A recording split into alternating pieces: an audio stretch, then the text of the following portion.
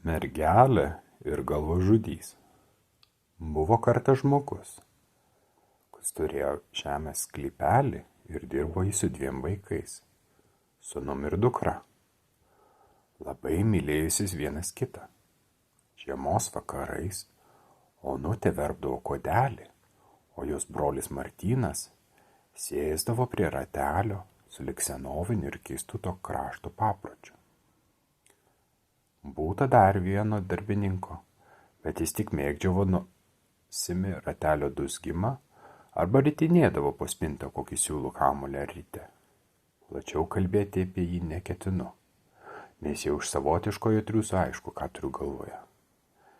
Gana bus, jeigu pasakysiu, jog vardu buvo jis Raminagrobis ir jog visame žemės rutulyje veltui būtum ieškojęs kito tokio smagaus patykėlio kaip šis meistras Katinas.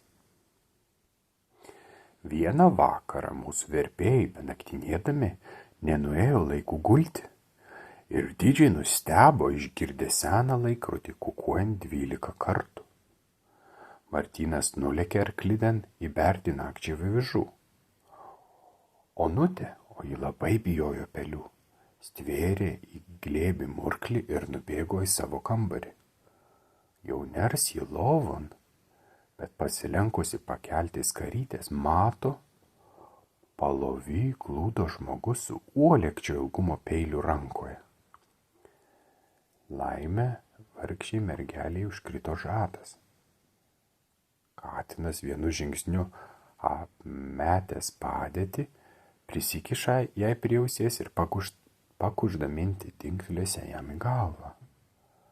Ak, kaip gaila, tuoj sušunka mergelė. Tikrai gaila. Pone Raminagrobi, kad nesimuškietininkas. Bemat ištekėčiau už tamstos ir mylėčiau iš visos širdies. Sekmadieniais mudu eitume į mugę, o paskui į šokius. Tamsta šluotum grindinį savo apsiaustu, o aš apsalusi remčiausi į tamstos ranką. Būčiau su bepirštėmis pirštinaitėmis, auksiniu kryželiu ant krūtinės ir apskrita mezginium apykaklaitę. Ak, Joniukas ir Elzytė sprogtų iš pavydo. Beje, aš vadinčiau tamstą Martynu, kaip brolį, juk tai labai gražus vardas, ar ne? Tikriausiai nebūtum kaip tos storulės Marės vyras. Tik pamanyki, jį dreba kiaurą naktį, kaip pelės kelia puotas ant aukšto. Miegotum su špaga pašoniai. Ir žinai, kai tik mane prižadintų koks brūstesys, aš kaip mat ir paleidžiu gerklę. Martynai, Martynai, gelbėk, čionai Martynai, Martynai, mane muša, mane žudo, man gyvai odą neria. Paskutinius žodžius vargšelė išrėkė iš visų plaučių. Tačiau galvažudys ramiai tūnojo savo slėptuvėje ir pradžia ir pabaiga jam atrodė tuščias paikiojimas. Bet brolis Martynas, rakindamas arklidės duris, išgirsta šauksmą, sukelia ant kojų šeiminykščius ir atbėga su pulku bernų, apsiginklavusių vėzdais. Netikėtai užkauptas galvažudys bemaž nesipriešina, leidžiasi rišamas. Jis visai sugniužęs akyse žiba ašaros. Aukai jau virpa pernelyg gera širdis, išvydusi šį atgailo ženklą. Įsibrovėlis žiopteli, tuoj prabils, žinoma puls atsiprašinėti, klausykit.